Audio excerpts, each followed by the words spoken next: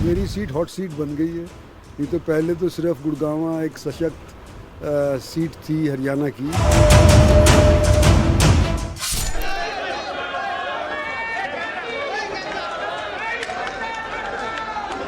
आस्था आती है, उसका धर्म आता है, उसका मजहब आता है और इसको कोई इग्नोर नहीं कर सकता।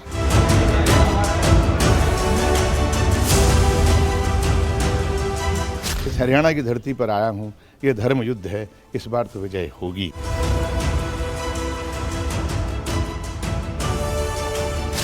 तीसरी बार हैट्रिक लगाने का प्रयास है और इसमें मेन फैक्टर जो जीत का होगा वो नरेंद्र भाई मोदी होगा।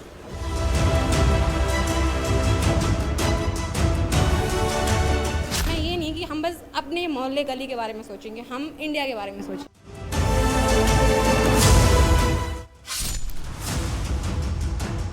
बढ़ते मौसमी और चुनावी पारे के बीच आज हम हॉट सीट में चर्चा करेंगे मिलेनियम सिटी गुरुग्राम की। मान्यता है कि गुरुग्राम ही वो जगह है जहां पर गुरु द्रोणाचार्य ने पांडवों और कौरवों को शिक्षा दी थी, इसीलिए इस जगह का नाम गुड़गांव से बदल करके गुरुग्राम किया गया। लेकिन 2024 में एक हॉट सीट इसलिए बन गया है कि जहां एक तरफ एक बॉलीवुड का सितारा राज बब्बर चुनावी मैदान में है, तो वहीं दूसरी तरफ राव इंद्रजीत सिंह जो मोदी सरकार में मंत्री भी हैं, वो एक बार फिर से यहां पर भारतीय जनता पार्टी के प्रत्याशी हैं और कड़ी टक्कर दे रहे हैं राज बब्बर को।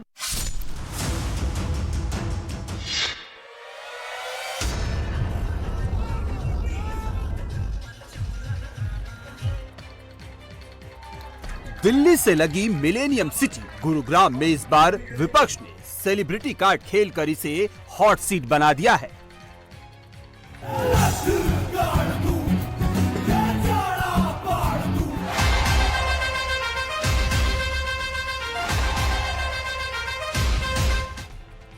गुरुग्राम से जीत का चौका लगाने उतरे राव इंद्रजीत सिंह की राह में अब कांग्रेस के राज बब्बर आ गए हैं। राज बब्बर के चुनावी मैदान में आने को आप कैसे दें? मेरी सीट हॉट सीट बन गई है। नहीं तो पहले तो सिर्फ गुड़गांव एक सशक्त सीट थी हरियाणा की, मतलब सबसे समृद्ध लोकसभा सीट थी। लेकिन उनके आने के बाद इसके ऊपर थोड़ी सी चमचाहमाहट और आ गई है। राव इंद्रजीत सिंह भी मान रहे हैं कि गुरुग्राम की सीट अब हॉट सीट बन गई है। वहीं कांग्रेस की राज बब्बर इसे धर्म युद्ध बता रहे हैं। राज बब्बर जी पहुंचेंगे इस बार श्री कृष्ण की कर्मभूमि से भी लोकसभा में। मैं ब्रिज में पैदा हुआ हूं और यहाँ जो है इस हरियाणा की धरती पर आया हूं, ये धर्म युद्ध है, इस बार तो विजय होगी। गुरुग्राम सीट पर अब तक के मुकाबलों की बात करें तो 1952 से 1971 तक 4 बार यहाँ कांग्रेस जीती, 2 बार निर्दलीय उम्मीदवार को जीत मिली। 1977 से 2008 तक ये सीट अस्तित्व में नहीं थी। इस दौरान गुरुग्राम महेंद्रगढ़ भिवानी सीट का हिस्सा रहा। परिसीमन के बाद 2009 में फिर गुरुग्राम सीट बनी। 2009 से 2019 तक 3 बार राव इंद्रजीत सिंह यहाँ से जीते। 2009 में राव इंद्रजीत सिंह कांग्रेस की टिकट पर जीते। सितंबर 2013 में राव इंद्रजीत कांग्रेस से बीजेपी में आ गए। गुरुग्राम हरियाणा का अहिरवाल बेल्ट है और यहां से कांग्रेस ने अब की बार अहिर फेस कैप्टन अजय सिंह यादव का टिकट काटकर गैर अहिर चेहरा राज बब्बर को उतारकर सभी को चौंका दिया।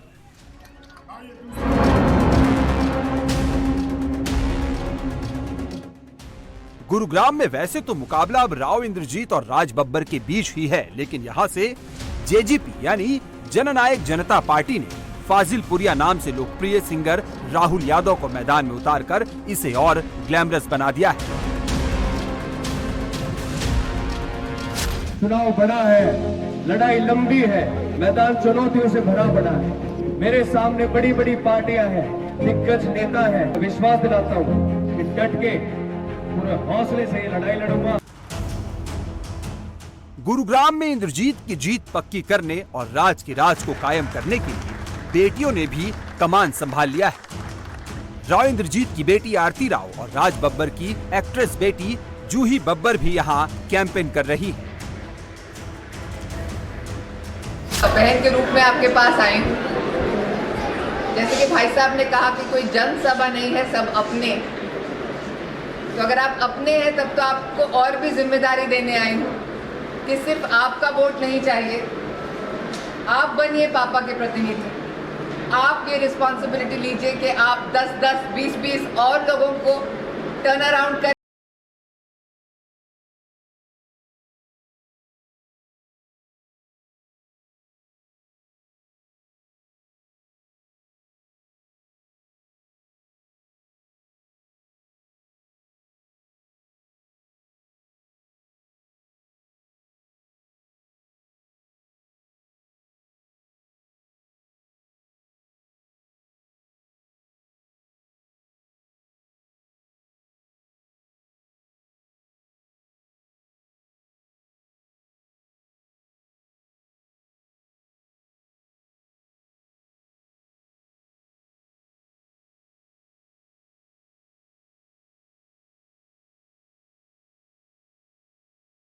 लेकिन कांग्रेस के मुस्लिम वोट और बीजेपी के राव इंद्रजीत के अहिर वोटों पर सेंध लगाने के लिए यहाँ दूसरी पार्टियां भी मैदान में उतर गई हैं। मुस्लिम वोटों को काटने के लिए INLD यानी इनेलो ने हाजी सोहराब खान तो अहिर वोटों में सेंधमारी के लिए जननायक जनता पार्टी ने सिंगर फाजिलपुरिया उर्फ राहुल यादव को मैदान में उतार दिया है। बड़ा सवाल ये है कि क्या धर्म और जाति के नाम पर गुरुग्राम का वोटर घटेगा? इसे 2014 और 2019 के लोकसभा चुनाव के नतीजों से समझने की कोशिश करते हैं। 2014 में INLD के जाकिर हुसैन 3,70,000 वोट लाकर यहां पर दूसरे नंबर पर रहे थे। 2014 में गुरुग्राम लोकसभा सीट पर मुस्लिम वोटर भी करीब 3.25 लाख ही थे। मतलब सारे मुस्लिम वोटरों ने एक मुश्त जाकिर हुसैन के पक्ष में वोट डाला था। 2019 में कांग्रेस कैप्टन अजय सिंह यादव 4,94,000 वोट के साथ दूसरे नंबर पर रहे थे।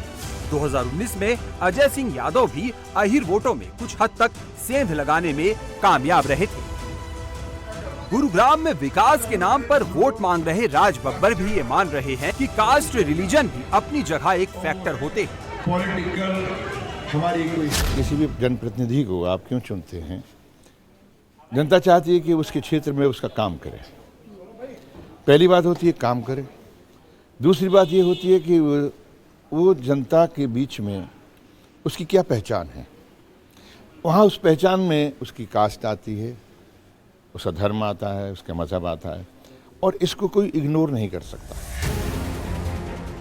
कास्ट इक्वेशन के अलावा राज बब्बर की उम्मीदवारी से यहाँ स्थानीय बनाम बाहरी का मुद्दा भी बन गया है। राव इंद्रजीत जी की तो सीट निकल ही रही है, उसमें कोई दो राय नहीं। राज बब्बर राजनीति में नए आए हुए हैं, वे बाहरी हैं, और राव इंद्रजीत सिंह हमारे अपने नेता हैं, दिन रात हमसे मिलते जुलते रहते हैं, अपने क्षेत्रीय नेता, लोगों के काम किए हैं। 24 के रण में गुरुग्राम की जनता ने क्या प्रण किया है, उनका वोट किसे जाएगा, ये जानने के लिए हमने यहाँ के वोटर से भी बात की।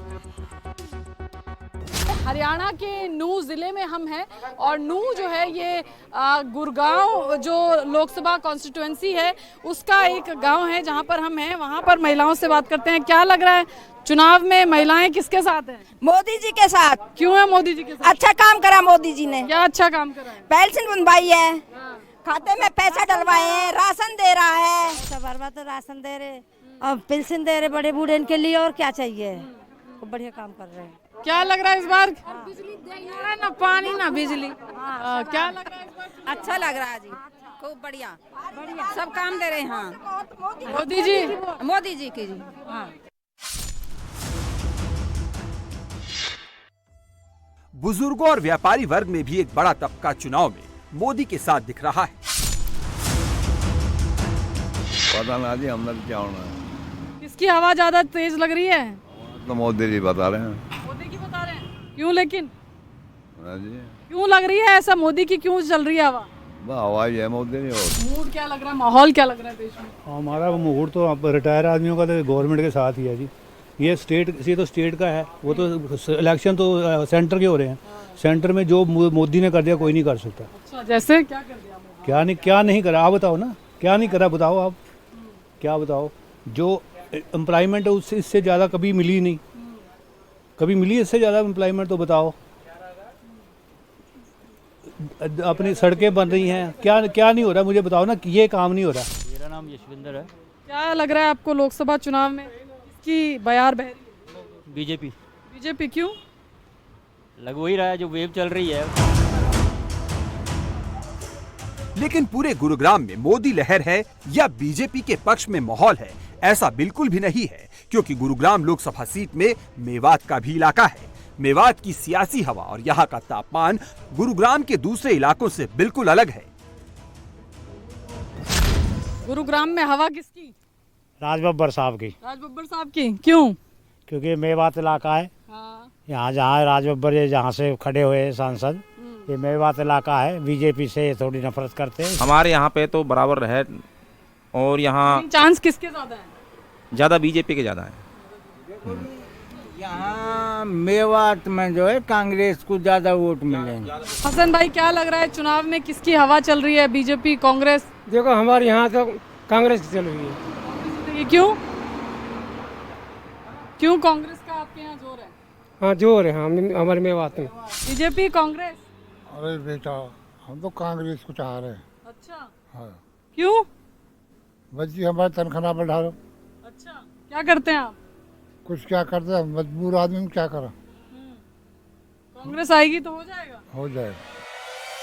मेवात में हिंदू और मुसलमान वोटर बटा हुआ है। सब ने अपनी अपनी लाइन तय कर रखी है। दरअसल मेवात नूह इलाका बेहद संवेदनशील माना जाता है। यहाँ गो तस्करी के मामले भी सामने आते रहते हैं। 2023 में नूह दंगे ने देश और दुनिया की मीडिया का ध्यान अपनी ओर खींचा था। मतलब मेवात इलाके में ध्रुवीकरण के बावजूद बीजेपी के राव इंद्रजीत के लिए राह आसान नहीं है। गुरुग्राम लोकसभा में 3 जिले रेवाड़ी, गुरुग्राम और मेवात आते हैं। पूरे हरियाणा में मुस्लिम 7.2% हैं, लेकिन अकेले मेवात में उनकी आबादी 70% है। मेवात में नूह, फिरोजपुर झिरका और पुन्हाना विधानसभा सीट है जो कि मुस्लिम बाहुल्य है। नूह, फिरोजपुर झिरका और पुन्हाना में बीजेपी कभी नहीं जीती। 2014 और 2019 में राव इंद्रजीत चुनाव जीतने के बावजूद इन तीनों सीटों पर दूसरे नंबर पर रहे। 2009 में कांग्रेस में रहते हुए राव इंद्रजीत को मेवात में लीड जरूर मिली थी। हालांकि राव इंद्रजीत को लगता है कि अब की बार मुसलमान भी उन्हें वोट देगा। किसी भी मज़हब के हमारे साथी हों, हमारा एक अल्पसंख्यक क्षेत्र भी है, वहाँ से भी हमारे को पूरी उम्मीद है इस बार, तो जो पहले नहीं थी, तो इसलिए मैं समझता हूँ कि पहले की निस्बत इस बार ज़्यादा सरल होगा। गुरुग्राम सीट पर छठे चरण में यानी 25 मई को मतदान होगा। वोटिंग के काउंटडाउन के बीच सभी दलों के उम्मीदवारों ने प्रचार में पूरी ताकत झोंक दी है।